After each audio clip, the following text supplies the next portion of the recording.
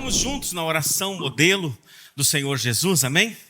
Vamos orar essa oração de Mateus, capítulo 6, versos 9 a 11, que diz assim: Pai nosso que estás nos céus, santificado seja o teu nome, venha a nós o teu reino, seja feita a tua vontade, assim na terra como no céu.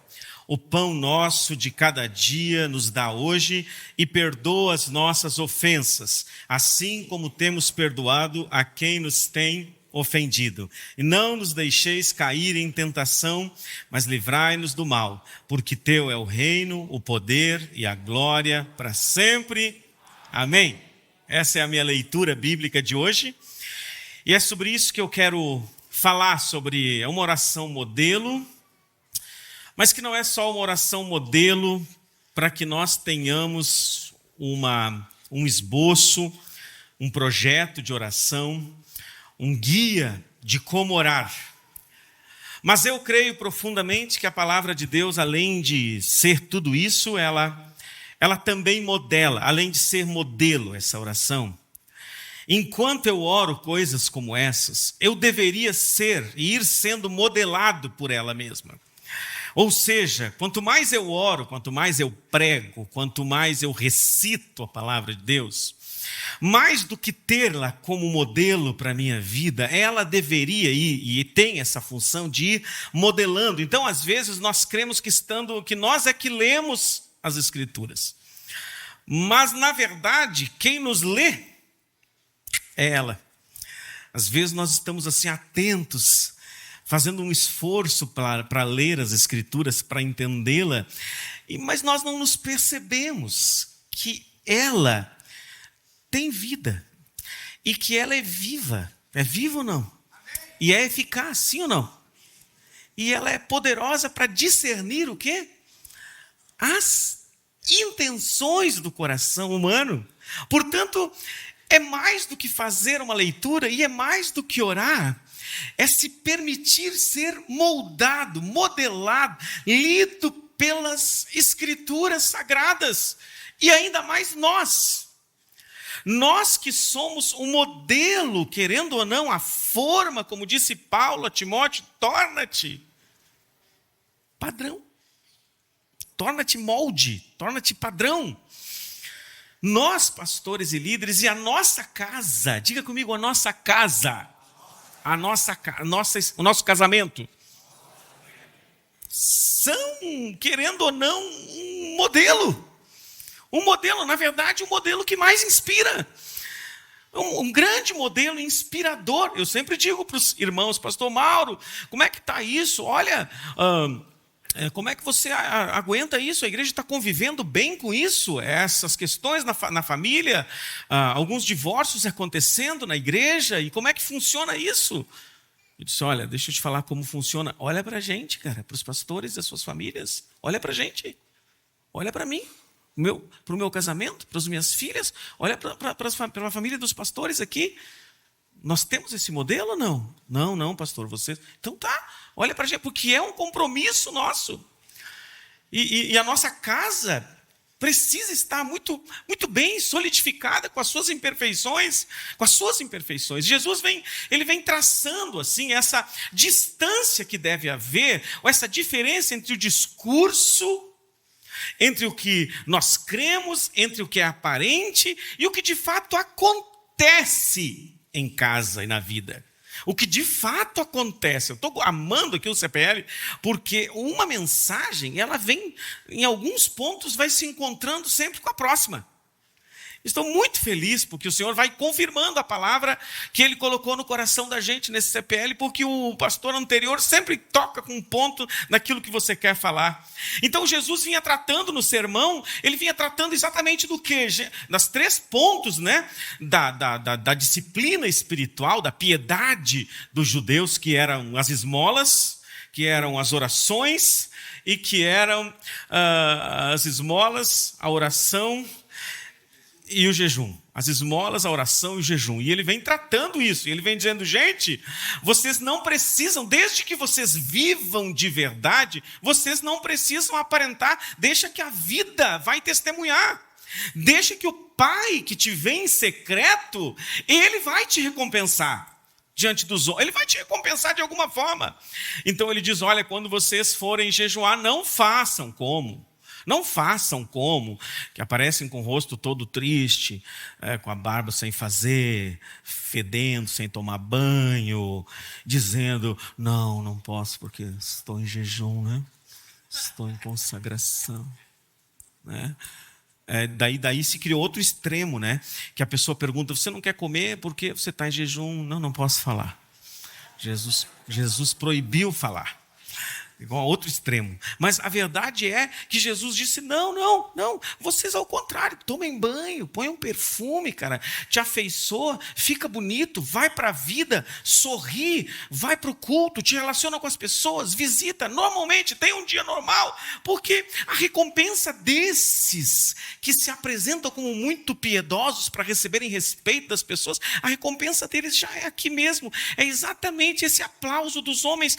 Mas se você fizer assim, em secreto, mas fizer, diga comigo, mas fizer. O Pai que está no céu, em secreto te vê e Ele te recompensará, amém? E Ele vai dizer, e quando você também estiver dando esmolas, a mesma coisa, não toca trombeta, mas que uma mão não saiba a que a outra está fazendo, porque se você parecer muito compassivo e generoso diante dos homens, ok, mas a recompensa que você tinha para receber, já recebeu do aplauso dos homens. Faça isso sem que ninguém saiba, que o Pai que em secreto te vê, ele te recompensará, amém? Mas diga comigo, mas faça isso. Mas faça. E depois ele disse, quando vocês orarem também, não sejam como os hipócritas que vão para as praças, vão para a sinagoga, vão orar em voz alta e usam de repetições, ficam repetindo e repetindo. Parece piedoso, né? Passar um dia inteiro repetindo a mesma coisa. Não parece legal? Não, né? Parece piedoso. Ele diz, não façam assim, vão para o quarto de vocês, fechem-se no quartinho de vocês, e o Pai que em secreto vê vocês, Ele recompensará vocês, amém? Diga comigo, mas faça isso. Mas faça isso. Quando eu faço essa leitura desta oração modelo, eu estou entendendo que eu preciso ir ao longo do tempo modelando a minha vida para que, de fato, enquanto eu oro, essa própria oração vá me transformando. Deus vá agindo enquanto eu oro esse tipo de coisa. Porque quando Jesus disse, mas quando orardes, orem assim.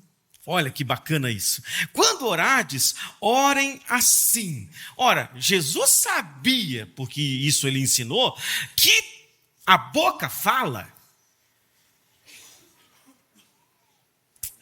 Responde aí para mim. A boca fala do que o coração está cheio. Por isso é que a oração modelo denuncia muito mais quem está orando do que quem é Deus.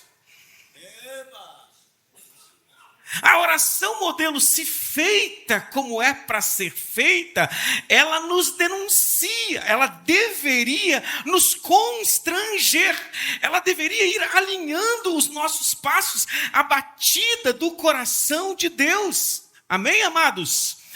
Ela deveria ir nos moldando, principalmente nós que somos pastores, porque essa oração, Jesus disse, vocês orarão assim, porque essa oração, ela aponta uma direção do nosso coração. Para onde o nosso coração está inclinado? Quais são os nossos principais sonhos e desejos? O que faz o nosso coração bater? Essa oração, ela denuncia, o seu coração está inclinado para quê? E você ora pelo quê? O que na verdade está pesando sobre os seus ombros? Quais são as aspirações que eu deveria ter na vida como líder, como uma esposa de pastor, ou como uma pastora, ou como um líder de ministério? E outra, o que Jesus está nos contando aqui, gente? Está contando um segredo. Que segredo Jesus está me contando? Ele está dizendo assim, baixinho para nós. Gente, vou dar a morta para vocês. Todo mundo anda atrás de uma chave, né, pessoal? A pastora estava querendo uma chave que virasse assim. Um código, uma chave. Pastor, passa para nós a chave. Aqui vem a chave, Jesus está passando a chave. Ele está dizendo o que para a gente? Ele está dizendo, gente, olha só, é essas coisas que eu oro. É exatamente esse tipo de... Vocês acreditam que o Senhor nos ensinaria a orar uma coisa que Ele mesmo não orasse? Sim ou não? Ele nos ensinaria a orar algo que Ele mesmo não orasse? Não. Ou seja, Ele também está dizendo o seguinte... Vou dar uma dica para vocês nem perderem tempo. O que o meu pai gosta de ouvir é isso. Isso que o meu pai... Jesus sabia o que o pai gostava de ouvir, sim ou não? Vocês acham que ele sabia?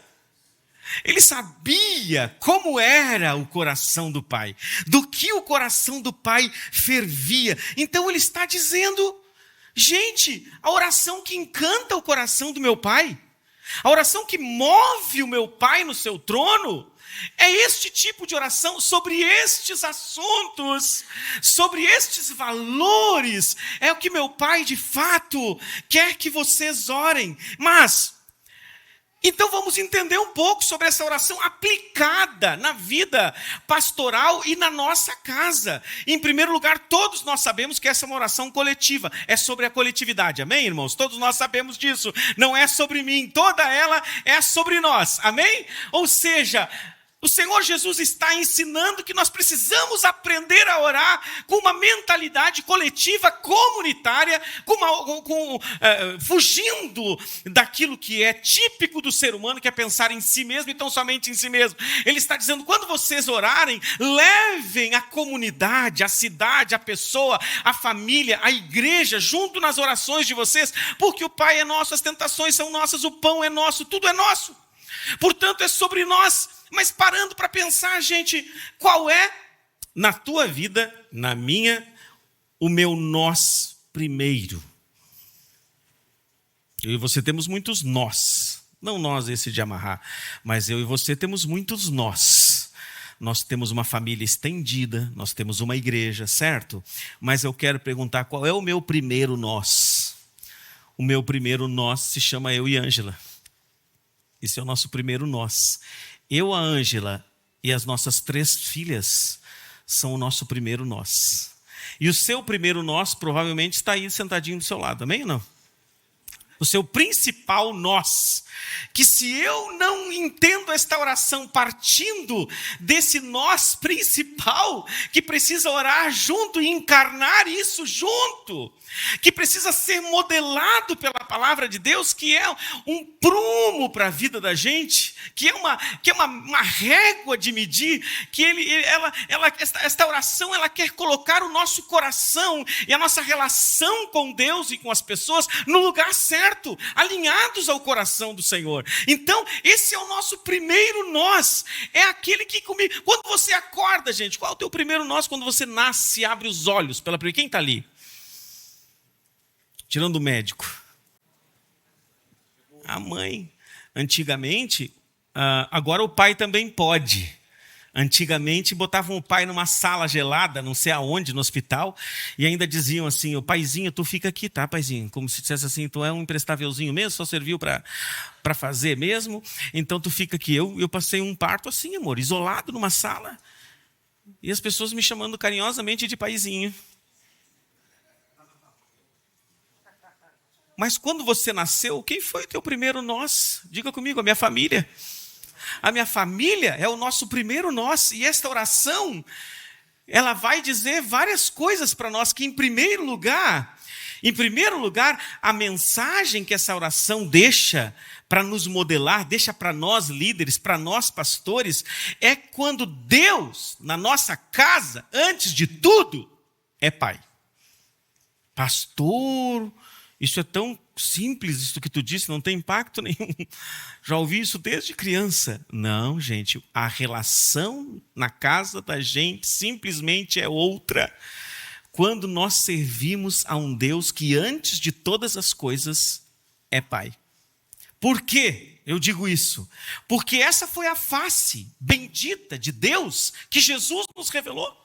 Essa é o caráter, o atributo de Deus que o Senhor Jesus nos revela. Ou seja, embora Deus seja conhecido como Senhor dos exércitos, embora o Senhor seja conhecido como Senhor, embora o Senhor seja conhecido como juiz, e Ele é mesmo Senhor, e Ele é mesmo como Senhor do comandante de todos os exércitos, e Ele é mesmo juiz, e Ele é mesmo todas essas coisas, e Ele é santo, santo, santo, 1000 vezes santo, mas Jesus nos diz algo, nos revela algo novo, que até então não estava bem revelado. Deus, antes de tudo, é Pai, e isso faz toda a diferença nas relações da casa e da vida da gente. Deus é Pai, e Deus é Pai da minha casa, Deus é Pai da minha família. Portanto, uma família só é plenamente cristã quando a sua dinâmica interna é o espelho da paternidade de Deus. Nessa casa onde existe acolhimento, diga acolhimento, prazer na comunhão,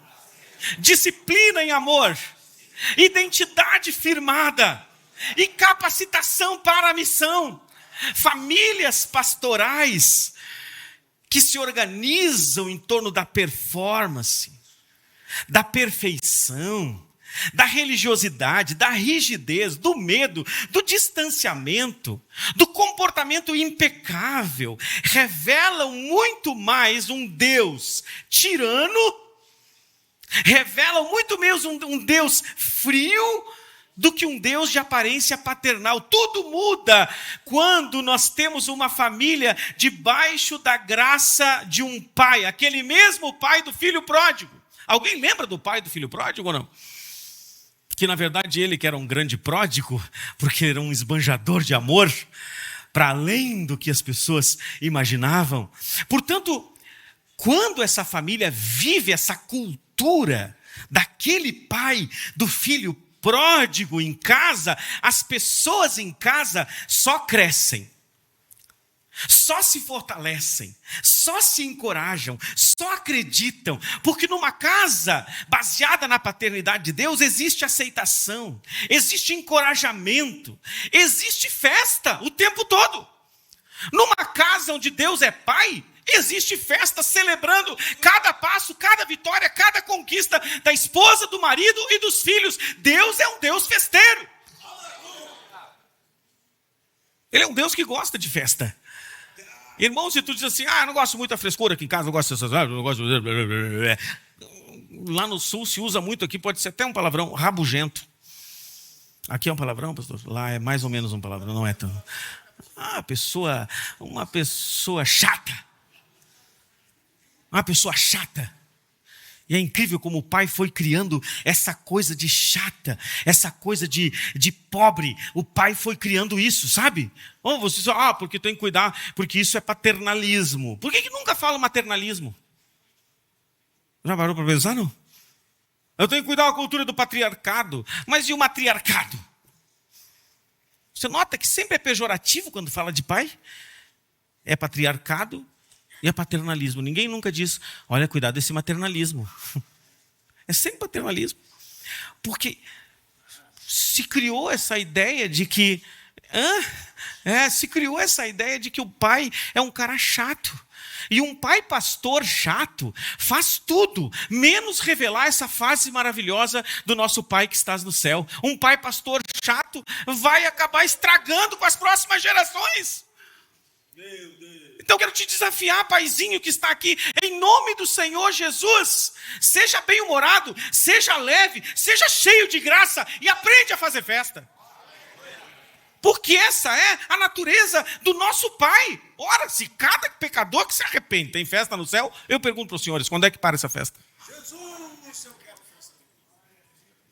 Quando que para essa festa? Na casa da gente, cada pecador que se arrepende toma uma tunda de laço. No Rio Grande do Sul se chama. Toma um sermão. Não é verdade? Toma um sermão. Vai ter que ouvir um monte de coisa, cada pecador que se arrepende. Não, cada pecador que se arrepende merece festa. Amém? Festa, muito churrasco, glória a Deus. Eita, glória a Deus. E portanto as pessoas só crescem, porque lá em casa, o meu marido, a minha esposa e os meus filhos, antes de tudo são filhos amados de Deus. filhos amados de Deus. Nós amamos ali o 30 semanas ou celebrando a recuperação, porque você começa se apresentando. Olha, eu sou o Mauro, eu estou lutando no pecado da procrastinação, no pecado disso, no pecado daquilo. Sou o Mauro, sou o filho amado de Deus. Estou lutando nesta área, mas eu sou um filho amado de Deus. A esposa que está aqui ao teu lado, antes de ser tua esposa, ela é uma filha amada de Deus e precisa ser tratada como tal. E da mesma forma o marido, e da mesma forma os filhos. Portanto, eu vou refletir isso, que ele é um filho amado de Deus. Eu vou transferir a ideia para a minha família e vou viver isso demonstrando, diga comigo, demonstrando o quê? Afeto. Toque. Quem aqui gosta de tocar? Levanta a mão. Gosta de tocar. Aprende. Por que tu fica orando? Me toca, Senhor. Me toca. Quero sentir o teu toque. Por que você quer sentir o toque de Deus se você não sabe a importância de tocar, de amar, de abraçar? Que Deus inventou o abraço e o diabo inventou o tapinha nas costas. Fogo nele! Deus inventou o beijo gostoso e o diabo a bicota. O diabo inventou a bicota. Entendeu? Eu transfiro essa ideia de que você é um filho amado de Deus através de muito afeto, através de muitas palavras de encorajamento, de elogio, de afirmação. É assim que eu faço. Eu transfiro a paternidade de Deus sempre encorajando as pessoas da minha casa. As pessoas da minha casa acreditam porque eu digo: Deus tem um plano com a tua vida, tu é cheio de dons e talentos, pode começar porque vai dar certo, Deus vai te abençoar, Deus tem um plano na tua vida, eu estarei aqui. Eu estou vendo o teu crescimento, estou vendo o teu desenvolvimento. Eu amo isso. Desde cedinho eu dizia para minha amada esposa que tinha uma terrível timidez. Para ela subir aqui, irmãos, me custava um mês inteiro. Ela doente, com febre, dor de cabeça, quando ela ia pregar. Não estou bem. Não estou bem, amor. Não estou bem. Eu vou pregar. Meu Deus do céu. Era uma luta uma semana antes. Dava tudo que era tipo de desentiria. Era uma loucura. Mas eu sempre disse: amor, Deus vai te usar poderosamente. Deus vai te usar poderosamente. Aleluia. Eu disse para minha filha, quando ela estava tadinha, tinha terminado uma relação, estava triste pra caramba, né, amor? Eu disse: Deus, sabe o que Deus vai te dar, filha? Um príncipe. Vai te dar um príncipe. Não como eu, que sou baixinho. Baixinho não é príncipe, nunca baixinho é príncipe. Eu tenho horror, tenho ódio de gente alta.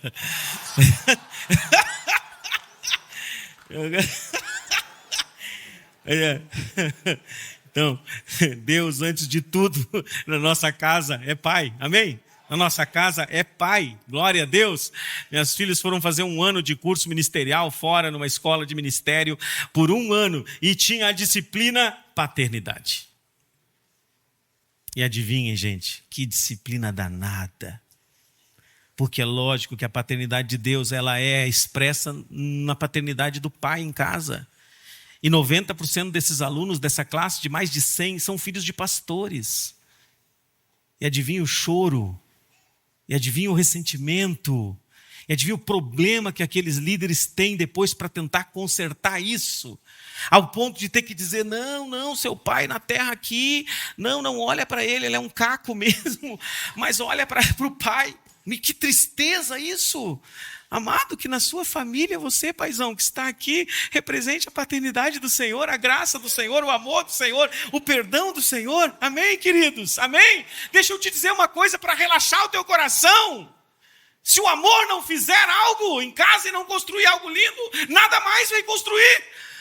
Se o teu amor, a tua graça, o teu perdão, se isso não construir, se o teu afeto, a tua presença, o teu carinho, se isso não construir, acredite, nada mais irá construir. Na nossa casa é um lugar onde tudo se espera, tudo se crê, tudo se suporta e onde o amor nunca acaba.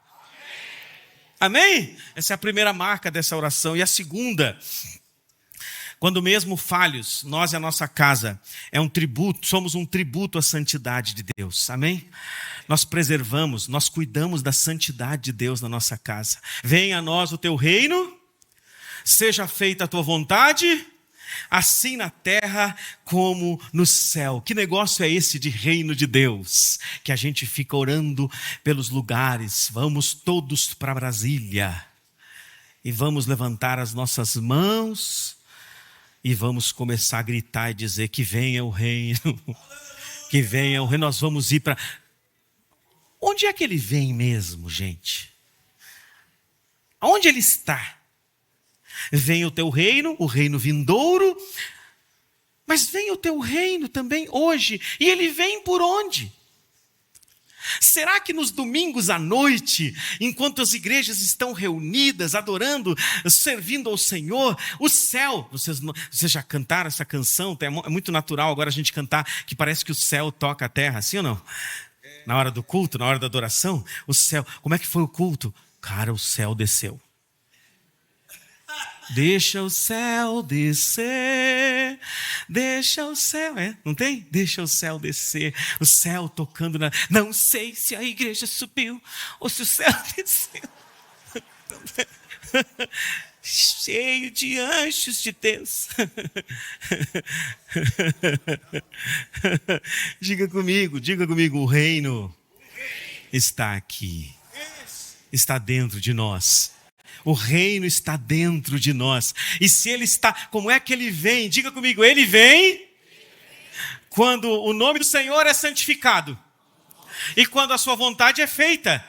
Quando o nome do Senhor é santificado e a sua vontade é feita, é que o reino do Senhor vem. E antes de tudo, de tocar o culto na igreja e de tocar qualquer instituição e os políticos e de transformar todas as coisas, o reino de Deus toca e é a minha própria casa. Ali é um pedaço de céu do reino de Deus, é ali mesmo. E eu sou um agente que traz o reino de Deus, a presença do Senhor, o clima de céu para minha casa. A minha casa é o melhor lugar do mundo. A casa do pastor é a melhor casa da rua. É o lugar da onde brota luz e glória, onde as pessoas passam pela frente e dizem: eu sinto um negócio diferente quando eu passo na frente dessa casa, meu Deus. Porque o céu precisa estar ali, amém?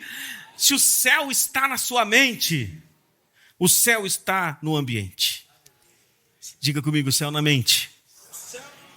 Céu no ambiente.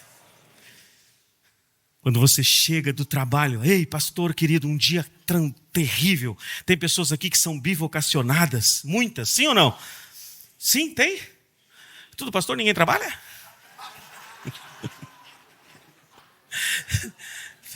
Tem um novo nome, como é o novo nome do bivocacionado, né? Convocado, uma coisa assim. Você vai chegando, presta atenção como é. Essa chave é importante.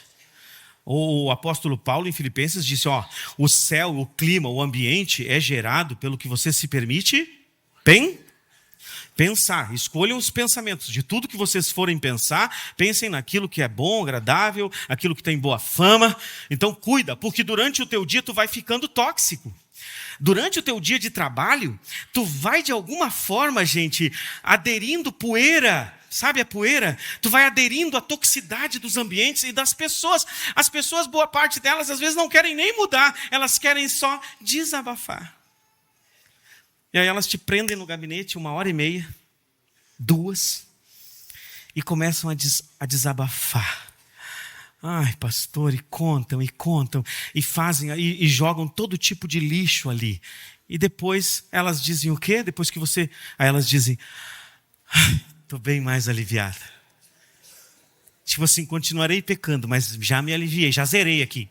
Aqui zerei. É tipo uma confissão. Reza tantas Ave Maria, tantos Pai Nosso e está liberado. Toca de novo. Você chega em casa do trabalho, do trânsito. Tu chega mal. Às vezes tu chega do próprio culto mal. Quando tu chega em casa, tu precisa ir pensando e preparando o ambiente. Amém? Preparando o ambiente, amém? Amém? Tem uma esposa lá, ou um esposo, ou as crianças lá.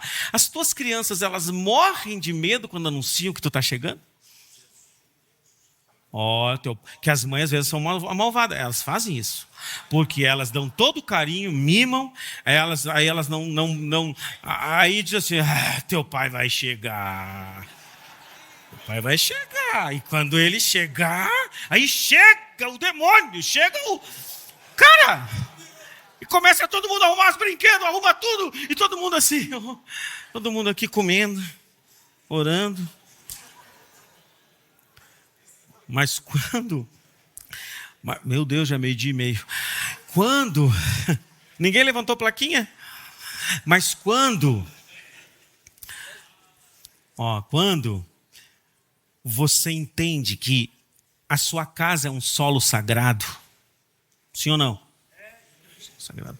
Quando você entende que as emoções do outro são um solo sagrado, você, antes de chegar, você vai se preparando em qualquer ambiente, na padaria, no posto de combustível, na praça de pedágio. Você não pode ser um endemoniado na praça de um pedágio. Por que você é Por que você é malvado? Por que você é maldosa com a moça do pedágio, a miserável, que está só fazendo a parte dela ali, e você acha que ela é o fim do mundo? Estão cobrando aquela fortuna. Então você mentaliza. É o que Paulo disse, mentaliza, né? E você sabe que você não pode pisar naquele solo sagrado com as sandálias cheias de pó do mundo e dos problemas do dia a dia, com as emoções tóxicas. Mas você precisa ouvir a voz do Senhor dizendo: tira a sandália do teu pé, porque o lugar que tu vai pisar é santo. Diga: minha casa é sagrada. É sagrada. Então você chega em casa, né, amor? É assim ou não é, amor? Conta para eles, pelo menos faz de conta. Eu estou chegando, eu já estou mentalizando. Eu chego na minha casa. O lance todo é a mão na maçaneta. Quando você põe a mão na maçaneta, você tem que estar preparado. Porque você é céu. O céu entrou. O céu vai entrar. Já é céu, agora chega mais céu. Então você abre aqui. Olha quem chegou. Eu cheguei.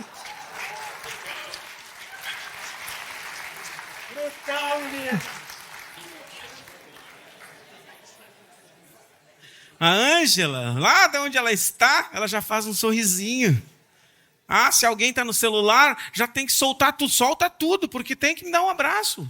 Tem que me dar um abraço. Eu tenho que me dar um abraço. Afinal de contas, é o reino de Deus. A minha casa precisa manifestar o reino de Deus. A minha família precisa estar segura nesse ambiente maravilhoso que é o reino de Deus acontecendo no meu coração, na minha mente, nas minhas palavras, no meu abraço. Amém, amados? Por que às vezes nós já saímos da igreja mal? Já saímos às vezes lá no estacionamento já endemoniados? Em nome de Jesus.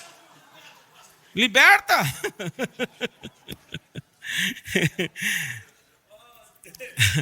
O pão nosso de cada dia nos dai hoje. Amém?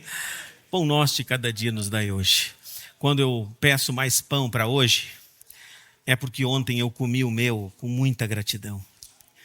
Eu só tenho coragem de pedir pão para hoje se o pouco que eu tenho em casa a gente sempre celebra e faz um banquete. Eu só tenho direito de pedir pão para hoje quando a mesa é o principal lugar da minha casa. Quando eu reúno a minha família e faço do pão um lugar de encontro, de comunhão, de edificação, de troca, de carinho, de trazer a presença de Deus para a mesa através do pão. Amém, amados?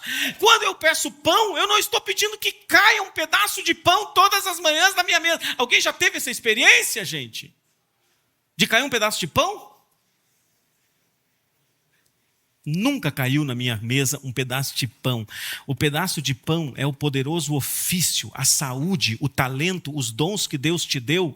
E você pode trabalhar, servir a Deus e fazer, e graças a Deus, esse é o seu sustento. Você vai lá num endereço e de alguma forma de lá você traz o seu pão. Nós perguntamos, quando nós pedimos, me dá pão, Senhor, nós estamos sendo gratos pelo nosso trabalho, pelo nosso ofício, pela nossa igreja, pela gente que a gente cuida, pelo trabalho que Deus nos deu para fazer. Nós somos gratos ou nós vivemos murmurando disso? Porque se eu fosse o Senhor, eu diria: por que eu vou te dar mais pão, seu comilão, se o de ontem você não está agradecendo? Se você não vive em gratidão na sua casa, se os seus filhos não aprenderam que isso tudo é provisão do Senhor e que nós somos dependentes do Senhor, amém, amados? Hoje eu quero te desafiar a celebrar as pequenas coisas da tua casa, as coisas simples da tua casa. Celebre em nome de Jesus. Celebre todas elas em nome de Jesus. Todas.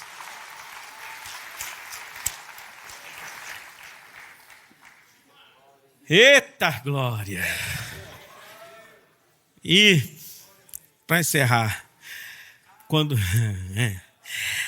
só para o chefe ouvir, vou encerrar, pessoal. Quando a nossa casa é uma oficina de perdão, perdoa as nossas ofensas, assim como nós perdoamos os que nos têm ofendido. A sua casa, pastor, precisa ser uma escola de perdão. Porque um monte de gente vai te machucar e te ferir. E eu quero perguntar a você como anda a tua lista de inimigos.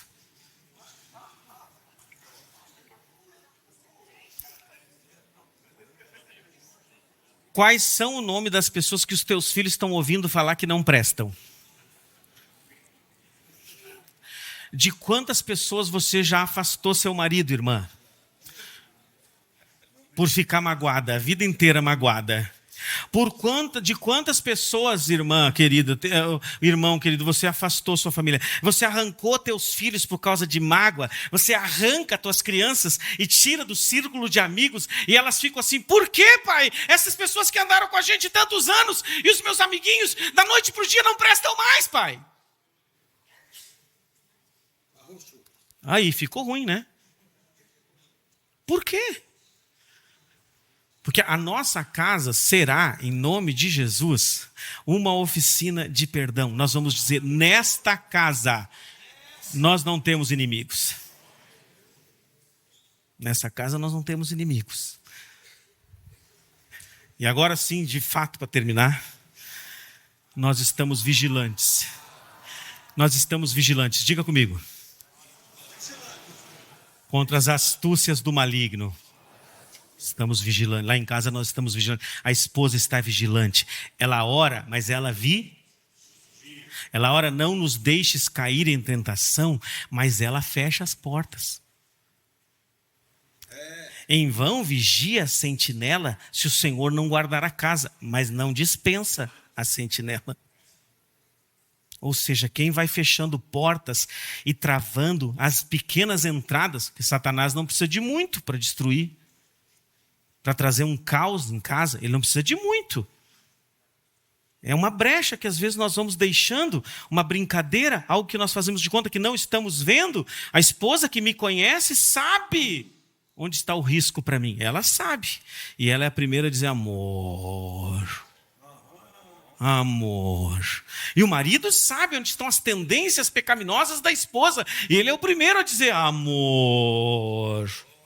Amor, diga comigo, amor. Não nos deixeis cair em tentação, mas andamos assim displicentemente. Andamos descuidados? Ou nós lá em casa vestimos o capacete da salvação, a couraça da justiça? Nós estamos com o escudo da fé e com a espada desembainhada para aguentarmos firmes o dia mau, porque ele vai vir. Em nome de Jesus, vamos nos armar, irmãos. Ao mesmo tempo que nós oramos, não nos deixes cair em tentação, nós cuidamos dos nossos pés, por onde nós andamos, nossos ouvidos do que ouvimos, nossos olhos daquilo que entra para dentro da nossa casa. Amém, queridos? E é assim que nós veremos as próximas gerações. Eu fico imaginando aqui o quanto vocês amariam a ideia de que daqui a 1000 gerações da tua família, eles estivessem dizendo, porque tua é a glória, teu é o poder, teu é o domínio, para todo sempre, amém. Você quer que para todo o sempre, amém? Para todo sempre, amém. Os teus descendentes digam, porque tua é a glória, Teu é o reino, teu é o domínio, para todos sempre, amém. Teus filhos dirão isso, os filhos dos teus filhos também, até 1000 gerações estarão cantando, pregando, servindo ao Senhor e dizendo: tu é a glória, porque você um dia, de fato, alinhou a sua vida e a sua família a este modelo de oração da palavra de Deus. Deus abençoe suas vidas.